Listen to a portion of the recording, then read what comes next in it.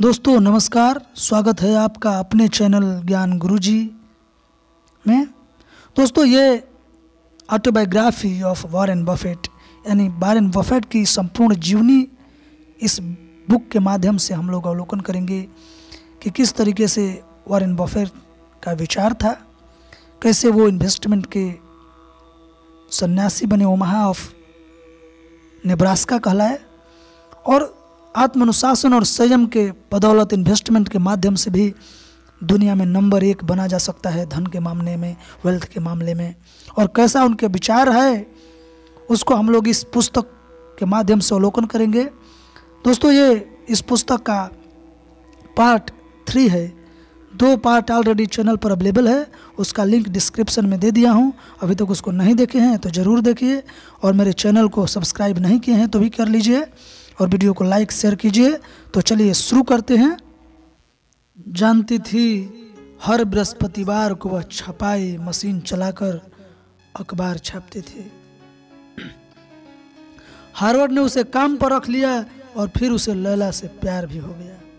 26 दिसंबर 1925 को दोनों ने शादी कर ली। तब तक हार्वर्ड ने कॉलेज की पढ़ाई पूरी कर ली थी। हालांकि वह एक पत्रकार के रूप में काम करना चाहता था, मगर जब उसके पिता के एक दोस्त ने उसके समक्ष बीमा कंपनी की नौकरी का प्रस्ताव रखा तो उसने स्वीकार कर लिया। इस नौकरी के बाद हार्वर्ड ने यूनियन स्ट्रीट बैंक में नौकरी की, जहां उसे शेयरों की बिक्री का दायित्व सौंपा गया था। सन 1928 में लैला ने एक बेटी को जन्म दिया जिसका नाम डोरिस रखा गया। इसके 2 साल बाद अगस्त के एक दिन वॉरेन का जन्म हुआ, जिस दिन बारिश से 89 डिग्री फ़ारेनहाइट की गर्मी दूर हो गई थी। 1 साल के अंदर ही वॉरेन के पहले जन्मदिन से 2 सप्ताह पहले ही वह बैंक हमेशा के लिए बंद हो गया जिसमें उसके पिता काम करते थे। वर्ष 1924 में जो आर्थिक मंदी शुरू हुई थी उसकी वजह से अमेरिका में अनगिनत कारोबार तबाह हो गए थे और इसी की चपेट में हार्वर्ड बफेट की नौकरी का और जमा पूंजी भी खत्म हो गई थी। हार्वर्ड एक दृढ़ निश्चयी, मेहनती, लक्ष्य के प्रति समर्पित व्यक्ति थे। उन्होंने एक सहयोगी के साथ अपना अलग व्यापार शुरू किया। उन्होंने ऐलान किया कि उनके पास निवेश, सिक्योरिटी, म्युनिसिपल कॉरपोरेशन और जन सेवाओं के स्टॉक तथा बॉन्ड बिक्री के लिए उपलब्ध है। उनकी कमाई कमीशन के रूप पर निर्भर करती थी। उन्हें मामूली कमीशन मिलता था और वह भी नियमित रूप से नहीं मिल पाता था। हार्वर्ड और उनके सहयोगी को सिक्योरिटी कारोबार का अनुभव नहीं था और नेब्रास्का के लोगों को जहां 2 वक्त का अनाज खरीदने में बहुत मुश्किल होती थी, वहां वे निवेश के बारे में सोच भी नहीं सकते थे। गरीब किसान सामूहिक भोजनालयों में मुफ्त भोजन करने के लिए मजबूर हो गए थे। घर में लैला बफेट की पति कम आमदनी को देखते हुए सावधानी के साथ गृहिणी के दायित्व का पालन कर रही थी। कई बार पति और बच्चों को भोजन देकर वह खुद भूखी ही सो जाती थी, लेकिन धीरे धीरे परिवार की आर्थिक दशा में सुधार होने लगा और वॉरेन की छोटी बहन रॉबर्टा का उस समय जन्म हुआ जब वॉरेन 3 साल का था। जब वॉरेन 6 साल का हुआ, उसके पिता ने ओमाहा के उत्तर में 53 स्ट्रीट पर एक बड़ा पक्का मकान खरीद लिया, जहां पूरा परिवार रहने के लिए चला गया। बोतल कैप और गोल्फ की गेंदें, इस तरीके से दोस्तों आगे के स्टोरी में हम लोग देखेंगे कि कैसे गोल्फ के गेंद और बोतल कैप का बिजनेस वॉरेन अपने लाइफ में शुरू करते हैं। वो छोटा वॉरेन एक इन्वेस्टमेंट कैसे बनता है आगे देखते हैं। और मेरा रिक्वेस्ट मेरा आप लोगों के सामने यही है कि अभी तक इस चैनल को सब्सक्राइब नहीं किए हैं तो प्लीज़ इसको सब्सक्राइब कर लीजिए, बेल आइकन को प्रेस कर दीजिए और घंटी को भी ज़रूर दबाएं ताकि मेरा जो लेटेस्ट वीडियो है उसका नोटिफिकेशन आप लोगों को मिलता रहे। चलिए देखते हैं। वॉरेन ने जब स्कूल जाना शुरू किया था उसी समय उनके माता पिता को एहसास हो गया था कि उनके बेटे में धन अर्जन और नंबरों के खेल के प्रति जन्मजात आकर्षण था। 5 साल की उम्र में उसने अपने घर के सामने एक स्टैंड बनाकर राहगीरों को चिकलेट च्युइंगम बेचना शुरू कर दिया था। सोचिए, 5 साल की उम्र में। और 6 साल की उम्र में जब वो परिवार के साथ छुट्टी मनाने के लिए लोवा की एक झील के किनारे गया था, तब उसने महसूस किया कि वह कोका कोला के 6 पैक एक क्वार्टर में खरीद सकता है।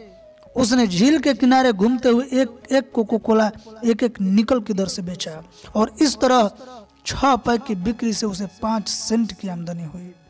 इतना छोटा बच्चा 6 साल का और इस तरीके के शार्प इन्वेस्टमेंट माइंड। दोस्तों, ये लोग सोचते हैं कि जन्मजात मिला है, किस्मत से मिलता नहीं। वारेन बना है तो अपनी मेहनत और अपनी लगन के कारण। जैसा कि हम लोग इस पुस्तक में अभी तक कंप्लीट कर चुके हैं कि वारेन धन को अच्छी तरीके समझता है कि कुछ लोग अमीर क्यों हैं, कुछ लोग गरीब क्यों हैं। उसके विचार ऐसे चलते रहते हैं कि आदमी को धन के लिए इतना मेहनत क्यों करना पड़ता है। और वह 6 साल के बच्चा जब 5 सेंट की आमदनी करता है तो आगे क्या होता है, आइए देखते हैं कि ओमाहा पहुंचने पर वह अपने दादा के स्टोर में सॉफ्ट ड्रिंक की बोतलें खरीदकर ग्रीष्मावकाश की शामों में पड़ोसियों को बेचकर मुनाफा अर्जित करने लगा। जब वारेन 9 साल का हुआ तो एक दिन उसकी मां ने देखा कि वह अपने दोस्त बॉब रसेल के घर के पास स्थित गैस एजेंसी की वेंडिंग मशीन से बोतलें की ढक्कनों के ढेर में जमा कर रहा था। उसने बॉब के साथ मिलकर ढक्कनों को गिनते हुए इस बात का जायजा लिया कि किस ब्रांड की सॉफ्ट ड्रिंक की बिक्री ज्यादा हो रही है। उस उम्र में वारेन और बॉब ओमाहा काउंटी क्लब में गोल्फ खेल में कैंडी के रूप में कार्य करते हुए रोजाना $3 कमा रहे थे। इसके साथ साथ फेंकी गई गोल्फ की गेंदों में से वो इस्तेमाल होने लायक गेंदों का संग्रह भी करते जा रहे थे। ऐसी गेंदों को वो बेचे देते थे। वारेन की मां ने बेटे के शयन कक्ष में अलग अलग ब्रांड की गोल्फ की गेंदों को अलग अलग बास्केट में देखा। प्रत्येक गेंद के ब्रांड के नाम के साथ कीमत भी लिखी हुई थी। वारेन ने अपने दोस्तों को गेंद की बिक्री का दायित्व सौंपा और प्रत्येक गेंद के बदले अपना कमीशन प्राप्त किया। जब वह गोल्फ कोर्स में व्यस्त नहीं होता था तब अल असर बेन रेस ट्रैक की तरफ चला जाता था। वेटिंग विंडो और ग्रैंड स्टैंड के पास वह ऐसी उपयोगी चीजों को ढूंढता फिरता था जिन्हें लोग फेंक दिया करते थे। ऐसी चीजों का संग्रह करते हुए भी वह मुनाफा कमा लेता था। वारेन के बचपन का एक प्रिय खेल कॉर्पोरेट स्टॉक और बॉन्ड्स के प्रतीकों की खोज करना था। यह प्रतीक टिकट टेप पर अंकित होते थे जो उसके पिता अपने स्टॉक ब्रोकरेज ऑफिस से घर लेकर आते थे। वारेन को सैकड़ों प्रतीक याद हो चुके थे। वारेन अपने पिता के ऑफिस में स्टॉक और बॉन्ड सर्टिफिकेट की गहराई से अध्ययन करता था जो यहाँ भारी मात्रा में मौजूद रहते थे। पड़ोस में स्थित स्टॉक ब्रोकर हैरिस उपेहम के कार्यालय में वारेन का स्वागत किया जाता था क्योंकि वह ब्लैक बोर्ड पर स्टॉक के चालू मूल्य को सही सही दर्ज करा सकता था। जल्द ही वारेन घर में ही चार्ट बनाकर विभिन्न शेयरों के उतार चढ़ाव को दर्ज करने लगा। जब वह 11 साल का हुआ तब उसने अपने और बहन डोरिस के लिए $38 की कीमत वाले 3 शेयर खरीदने का फैसला किया। शेयर की कीमत अचानक घटकर $27 हो गई और फिर बढ़कर $40 हो गई। वारेन ने उसी समय शेयर को बेच दिया। बिक्री कमीशन काटकर उसके पिता की ब्रोकरेज फर्म ने उसे उसके जीवन के शेयर मार्केट का पहला $5 मुनाफा प्रदान किया। फिर जब तेल कंपनी सिटीज सर्विस फ्रीडे के शेयर की कीमत बढ़कर $200 हो गई तो वारेन ने धैर्य का सबक सीखा। वारेन में एक अद्भुत गुण विकसित हुआ, वो धैर्य का। और वारेन अपने दोस्त बॉब रसेल के साथ घंटों दिमागी कसरत में व्यस्त रहता था। कई बार वे इस बात का रिकॉर्ड रखते हुए कि कुछ अक्षर अखबार में कितनी बार प्रकाशित होते थे। कई बार वे शहरों का वर्णन पढ़ते थे और बॉब किसी शहर का नाम लेता था तो वारेन फौरन उस शहर की कुल जनसंख्या के बारे में बताता था। बाब बेसबॉल के इतिहास के बारे में सवाल पूछता था और वारेन तुरंत खिलाड़ियों के बैटिंग औसत समेत टीम संबंधी जानकारियां बताना शुरू कर देता था। रविवार के दिन चर्चा में वारेन की मां देखती थी कि उसका बेटा प्रार्थनाओं के रचयिताओं के जन्म और मृत्यु के विवरण पढ़ते हुए उनकी कुल आयु का लेखा जोखा तैयार करने में व्यस्त रहता था। रसेल के घर में वारेन का समय अच्छा गुजरता था। बफे परिवार जहां एक शांत इलाके में रहता था, वहीं रसेल का घर भीड़ भाड़ वाले इलाके में स्थित था। उस इलाके में ट्रैफिक जाम लगा रहता था। बालक वारेन ने श्रीमती रसेल से कहा, इतनी भीड़ है यहाँ, कितनी शर्म की बात है कि आप लोग इतने लोगों की आवाजाही होते हुए भी पैसे नहीं कमा रहे हैं। सोचिए उस बालक के अद्भुत विलक्षण विचार का, उसके सोच का। वो इस तरीके के बातें सोचता था जैसा कि आप पिछले अध्याय में भी जस्ट देख रहे हैं कि कोई उससे बास्केटबॉल पूछता था तो वो सारे खिलाड़ी का रिकॉर्ड रख देता था। कोई अगर शहर के बारे में पूछता था तो वो सभी उसकी जनसंख्या और उसके रिकॉर्ड, उसके प्रति व्यक्ति आय और कितने मेल और कितने फीमेल जनसंख्या, सबका कैलकुलेशन रखता था। तो वो अंक गणित की जो दिमागी कसरत था वारेन बचपन में ही शुरू कर दिया था। और वारेन और बब की गणित के सूत्रों का जायजा लेना शुरू किया। जल्द ही उसने एक ऐसी गणितीय विधि की खोज निकाली जिसकी मदद से घुड़दौड़ में शर्त लगाने वालों को सलाह दी जा सकती थी। अल सरबेन रेस ट्रैक पर अपनी विधि को आजमाने के बाद उन्हें यकीन हो गया कि बैटिंग वीडियो पर वे कमाई कर सकते हैं। इसके बाद उन्होंने आगामी रेस के लिए स्टेबल बॉय सिलेक्शंस नामक विधि को हाथ में मुद्रित कर लिया। जब दोनों मुद्रित कागज को बेचने में जुटे थे तब अधिकारियों ने उन्हें बताया कि इस तरह की बिक्री के लिए लाइसेंस लेने की जरूरत थी, जबकि कम उम्र होने के कारण उन्हें लाइसेंस नहीं मिल सकता था।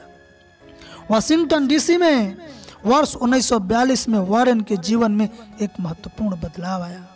7 दिसंबर 1941 को जापानियों ने पर्ल हार्बर पर बम बरसाए, जिसके साथ ही अमेरिका द्वितीय विश्व युद्ध में शामिल हो गया। डेमोक्रेटिक राष्ट्रपति फ्रैंकलिन डी रूजवेल्ट इतने लोकप्रिय थे कि सन 1940 में तीसरी बार राष्ट्रपति चुने गए थे। ओमाहा के रिपब्लिकन एक ऐसे उम्मीदवार की तलाश में थे जो संसदीय चुनाव में डेमोक्रेट के उम्मीदवार को शिकस्त दे सकता हो। उन्होंने ओमाहा के व्यवसायी हार्वर्ड बफे को अपना उम्मीदवार बनाया, जो रूजवेल्ट की नई नीति की आलोचना करने के लिए जाने जाते थे। कई लोग हार्वर्ड को जीतते हुए देखना चाहते थे, जिनमें उनके पिता भी शामिल थे। हार्वर्ड चुनाव जीत गए थे। 12 साल के वारेन को अपना बोरिया बिस्तर बांधना पड़ा और अपने प्यारे दोस्तों को अलविदा कहना पड़ा, जिनके साथ उसने खुशियां भरे लम्हों गुजारे थे। उसे अपने परिवार के साथ रहने के लिए वाशिंगटन डीसी जाना पड़ा। देश की राजधानी में युद्ध का प्रभाव होने के कारण भीड़ भाड़ ज्यादा हो गई थी। वाशिंगटन के मुख्य इलाके से मीलों दूर वर्जीनिया के फ्रेडरिक्सबर्ग में बफे पब्लिक और परिवार को किराए का मकान लेना पड़ा। अब वारेन के पिता, जिन्हें वारेन मां की तुलना में अपने ज्यादा करीब महसूस करता था, वाशिंगटन के एक होटल के कमरे में रहते थे और केवल सप्ताहांत में परिवार से मिलने के लिए आते थे। वारेन को ओमाहा के घर की याद बुरी तरह सता रही थी। अपने दादा अनरेस्ट के लिए पत्र में वारेन ने अपने मन की पीड़ा का वर्णन किया। इसके जवाब में उसे पत्र मिला कि वह 8वीं की पढ़ाई पूरी करने तक ओमाहा में अपने दादा और आंटी एलिस के साथ रह सकता था। वारेन के माता पिता उसे भेजने के लिए राजी हो गए। वारेन ओमाहा लौटा, जहां उसकी मुलाकात अपने दोस्तों के साथ हुई। वहां 8वीं कक्षा की पढ़ाई 4 महीने तक करते हुए वह मोटरसाइकिल पर सवार होकर पश्चिमी इलाकों में घूमता फिरता था। स्कूल से लौटने पर वह छुट्टियों के दिन उसके दादा उसे बफ एंड सन्स में कार्य करने के लिए कहते थे। इस तरह वारेन जल्द ही सीख गया कि किस तरह सफलता पूर्वक व्यापार का संचालन किया जाता है। वह वह स्लेव्स में सामान सजा कर रखता था, भारी सामान भी उठा लेता था, सब्जियों और फलों की टोकरियों की सफाई करता था। उसे इस तरह कार्य पसंद नहीं था। उसे ग्रोसरी की गंध भी अच्छी नहीं लगती थी। इसके बावजूद उसे दुकान में दीवार के सहारे रैकों में सामान सजाना अच्छा लगता था। उसे ग्राहकों की मांग पर सामान देना अच्छा लगता था। उसने सबक सीखा कि सफल व्यवसाय के लिए व्यस्त रहना मूल मंत्र होता है। उसने देखा कि सुबह से रात तक दुकान में कार्य करने वाले कर्मचारी अनवरत व्यस्त ही रहते थे। और स्कूल जाते समय वारेन अक्सर अपने पिता के व्यावसायिक साझेदार कार्ल फॉक के घर लंच के लिए जाता था। वहीं उसने एक दिन श्रीमती फॉक को बताया कि वह 30 साल की उम्र से पहले ही करोड़पति बनना चाहता है। श्रीमती फॉक ने पूछा, वारेन, तुम इतना सारा पैसा क्यों कमाना चाहते हो? इस पर बोलता है वारेन, वह छोटा बच्चा, कि ऐसी बात नहीं है कि मैं सिर्फ पैसा कमाना चाहता हूँ। 13 साल के मेहमान ने कहा, पैसा कमाने में मुझे आनंद आता है और उसमें वृद्धि होते हुए देखकर मुझे खुशी महसूस होती है। तो दोस्तों, जिस काम में आपको आनंद आता है और जिस काम की वृद्धि और उसके परिणाम में वृद्धि होते हुए देखना आपको अच्छा लगता है, उससे आपको खुशी मिलती है, यही आपके सफलता का मूल माध्यम है। ऐसे ही सफलता के मंत्र आप जानना चाहते हैं कि जिंदगी में सफलता का मंत्र क्या है और किस किस साधनों से आप सफलता को प्राप्त कर सकते हैं, तो उसका मैंने एक फुल वीडियो बना दिया है। सफलता का साधन नाम का पुस्तक है, उसको आप जरूर देखें। उसमें आपको सफलता का सीक्रेट जो है, सफलता का साधन है, वो आपको जरूर मिलेगा और उससे आपका जो दृष्टिकोण है एक सक्सेस के प्रति पूरी तरह से बदल जाएगा। और एक बार फिर कहता हूं कि चैनल को जरूर सब्सक्राइब कीजिए। अब इसको लाइक नहीं किए हैं तो लाइक कर लीजिए, वीडियो को अपने दोस्तों के बीच जरूर से जरूर शेयर कीजिए। और आइए चलते हैं वारेन की बायोग्राफी का अगली चैप्टर का आनंद लेते हुए गोल्फ कोर्स से ग्रेजुएट स्कूल तक, यानी वारेन किस तरीके से गोल्फ कोर्स से शुरू किए बिजनेस को अपने ग्रेजुएट स्कूल तक लेके जाते हैं। चलिए आइए देखते हैं हमारे साथ। सितंबर 1943 में वारेन अपने प्रिय दादा अनरेस्ट और आंटी एलिस से विदा लेकर वाशिंगटन लौट आया, जहां वह Alice Deal junior high school में 9वीं कक्षा की पढ़ाई करने लगा। उसके माता पिता अब 49वीं स्ट्रीट पर एक घर में रहने के लिए आ चुके थे। यह जगह शहर के उत्तर पश्चिमी जिले में मैसाचुसेट्स एवेन्यू के बगल में थे। धन उपार्जन के लिए हमेशा की तरह ललायत रहने वाला वारेन ने वाशिंगटन पोस्ट अखबार घूम घूम कर बेचना शुरू कर दिया। वह सुबह जल्दी उठ जाता था और स्कूल जाने से पहले अखबार बांटने के काम को पूरा करता था। इसके बावजूद वह खुश नहीं था। उसे वाशिंगटन आकर रहना अच्छा नहीं लग रहा था। वह अपने सहपाठियों से उम्र में छोटा था, क्योंकि ओमाहा में पढ़ते समय वह एक ग्रेड को लांघकर अगले ग्रेड में पहुंच गया था। वाशिंगटन में उसके दोस्तों की संख्या कम थी। जैसे जैसे समय गुजरता गया और स्कूल के प्रिंसिपल ने वारेन की मां को चेतावनी दी कि बेतरतीब पोशाकों में आने वाले वारेन को अच्छी तरह सज धज कर स्कूल भेजना होगा। जून महीने तक 13 वर्षीय वारेन एक ऐसा किशोर बन चुका था जो परंपरागत व्यवस्था और नियमों के खिलाफ बागी तेवर अपना सकता था। यही वह समय था जब वारेन अपनी 2 दोस्तों के साथ हर्षी चला गया था। वारेन को यकीन था कि वहां गोल्फ कोर्स में उसे कैडिज का काम जरूर मिल जाएगा। अगली सुबह पुलिस कर्मियों से मुलाकात होने के बाद वारेन ने यह कार्य करने की इरादा छोड़ दिया और जब वह वापस घर लौटा तो पिता ने स्पष्ट शब्दों में कहा, स्कूल में अच्छे नंबर हासिल करो या अखबार बेचना बंद कर दो। इस चेतावनी का प्रभाव पड़ा। वारेन अखबार बेचने का काम छोड़ना नहीं चाहता था। उसी वर्ष सर्दियों में शिक्षकों ने महसूस किया कि वारेन मन लगाकर पढ़ाई कर रहा था और उसके अंकों में भी सुधार नजर आने लगा था। दूसरी तरफ वाशिंगटन पोस्ट के सर्कुलेशन मैनेजर ने 14 वर्षीय वारेन के साथ और भी प्रतियां बेचने के लिए अनुबंध किया। अब वारेन 5 इलाकों में तकरीबन 500 प्रतियां बेचने लगा था। अपार्टमेंटों में रहने वाले परिवारों तक अखबार पहुंचाने में उसे काफी मेहनत करनी पड़ती थी। 8 मंजिला इमारत में लिफ्ट के सहारे 4थी मंजिल तक पहुंचकर इमारत के आधे में अखबार को रखकर वह ऊपर चढ़ जाता था। वह सीढ़ियों से दौड़ते हुए प्रत्येक परिवार को अखबार पहुंचा देता था।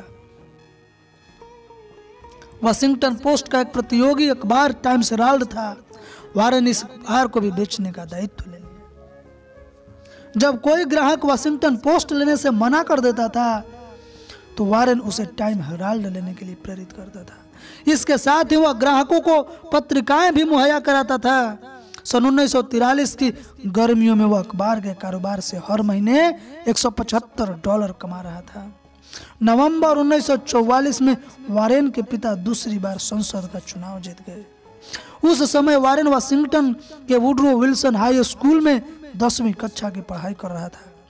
वह नए नए दोस्त बना रहा था, स्कूल टीम में गोल्फ खेल रहा था और दोस्तों की मदद से बेकार फेंकी गई गोल्फ की गेंदों को बटोरकर साफ कर नए सिरे से बेच रहा था।